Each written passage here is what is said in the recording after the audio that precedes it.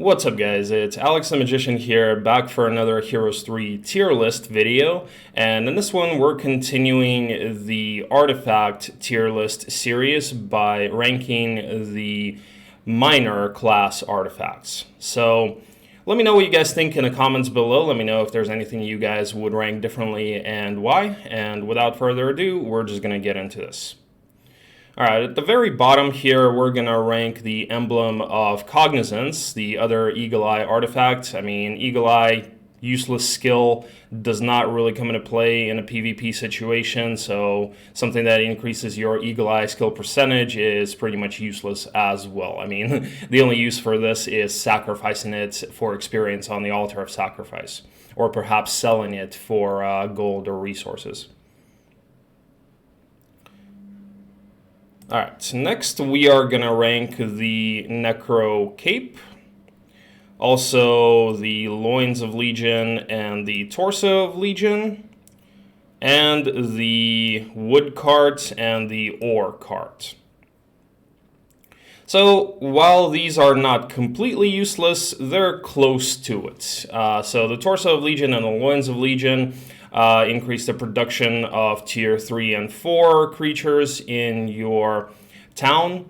Usually does not come in handy that much because, you know, if you're relying on the growth of units on week 2, you're usually going to be kind of slow, and that's usually, for these low level units, it's usually not going to really make a difference.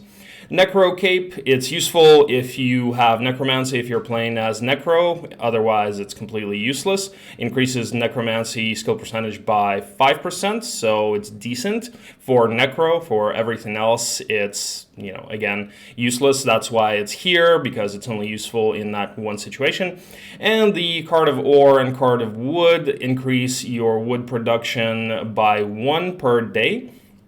So not too bad, but at the same time, you know, not great. I mean, they do help, but, you know, kind of marginal utility there, I would say. So these you're also usually pretty happy about sacrificing or trading for resources or gold. And like I said, while not completely useless, pretty close to it. Alright, next I'm going to rank the Bowstring of Unicorn's Mane, increases archery skill percentage by 10%. So it's good if you have archery, right? And if you have ranged troops, of course. If you don't, it's useless. You know, if you don't have archery, it's useless. And of course, if you don't have ranged troops, it's also going to be useless. It is also a part of the sharpshooter's bow. So if you can assemble that, that's pretty cool. But once again, you know, you need ranged troops for that to be useful. Alright, next we are going to rank the Ring of Life, and also the 2 interference artifacts, the Charm of the Eclipse and the Seal of Sunset. So Charm of the Eclipse and Seal of Sunset, they increase interference by 10% each, right? While they're not super useful by themselves, they can certainly be useful when stacked with other interference artifacts, the Torso and the interference skill. So with all interference artifacts and interference at expert level, you will reduce the spell power of your opponent by 75%. And of course, if you have Giselle, who's the interference specialist, it reduces spell power even more. So it definitely comes in handy. By themselves, I would say not super useful, but in combination with the rest of the interference artifacts and the interference skill, pretty useful. And the Ring of Life, it is another piece of the Elixir of Life, which is great. This one, you know, also increases the hit points of your creatures by 1. So also pretty useful by itself in the early game, especially when you're relying on your tier 1 power stack that doesn't have a lot of HP, like I mentioned in the previous video with Ring of Vitality. You know, if you have your stack of troglodytes, for example, they have health 6, and with that they'll have health 7, so that's nearly a 15% increase to their total health, basically. So that's really good. You know, it makes you 15% tankier in hives, and you know, for other fights where you would have to take hits. So really useful with like a tier 1 power stack. Alright, next I'm going to rank some of the stat boosting artifacts, and that's going to be the Ribcage, the Black Shard, the Shield of Yawning Dead, and then also the Scales of Greater Basilisk and the Helm of Chaos, I believe this one is. So these increase spell power and knowledge by 3. But the reason that I have them lower than this, so here we have the shield and the sword that also increase attack and defense by 3. The ribcage increases spell power by 2. However, I rank these higher than these because they are part of the armor of the damned. So if you can assemble that, all you need is these 3 and then the skull helmet. It's really, really good. It casts expert slow, weakness, misfortune, and curse on your opponent for 50 rounds at the beginning of a fight when it's your first move. So really nice if you can assemble it. For that reason, being a part of the Armor of the Damned set, these are a little bit higher than these, even though these give slightly better stats. Alright, next we are going to be ranking some of the other stat boosting artifacts. This is going to be the the sword, the Dragon Flame Sword, then also the Greater Null's Flail, the Armor of Wonder,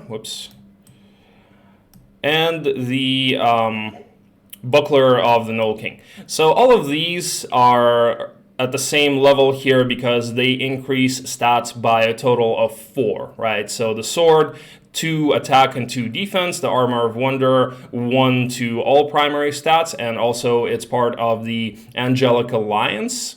And then the Null's Flail, attack by 4, and the Buckler, the defense by 4. So decent stat boosting artifacts for a minor class artifact. Usually you're not going to have very big guards. You can get these in things like Black Towers and Churchyards.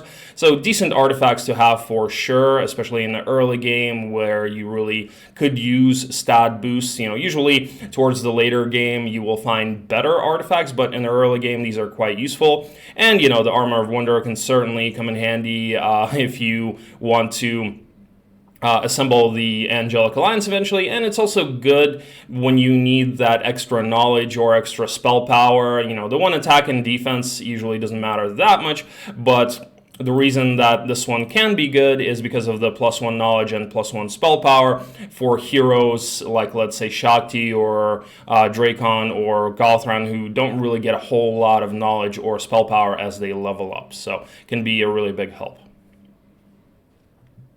Alright, after this, I am going to rank the other 2 stat boosting artifacts, the Dragon Wing Tabard and the Crown of the Supreme Magi. So, and also I'm going to rank the Equestrian Gloves here. Now, the Equestrian Gloves increase your movement by 200, really good. It's, anything that can increase your movement is great because that is your most limiting resource, the amount of moves that you have each turn. So anything that can increase that, especially having these on your main hero, is really good.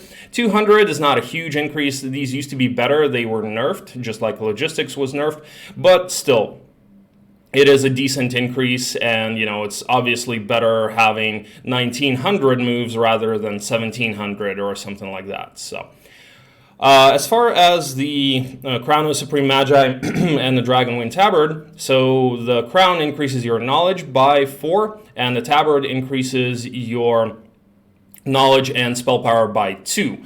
So really good artifacts, really good for knowledge and spell power, especially when you're playing with somebody who needs spell power and knowledge. And even, when you are playing with, let's say, Luna, who, does get a decent amount of knowledge and spell power as she levels up, these are still going to be really useful to boost the spell power and the knowledge. So I would rank these higher than the rest of the stat boosting artifacts, because usually the magical stats come in handy more often than the might stats. Although, you know, it's debatable, of course, but you're generally struggling with magical stats a lot more on might heroes. And, you know, like I said, even with somebody who is a spellcaster, these are still going to be useful by providing you more mana and spell power.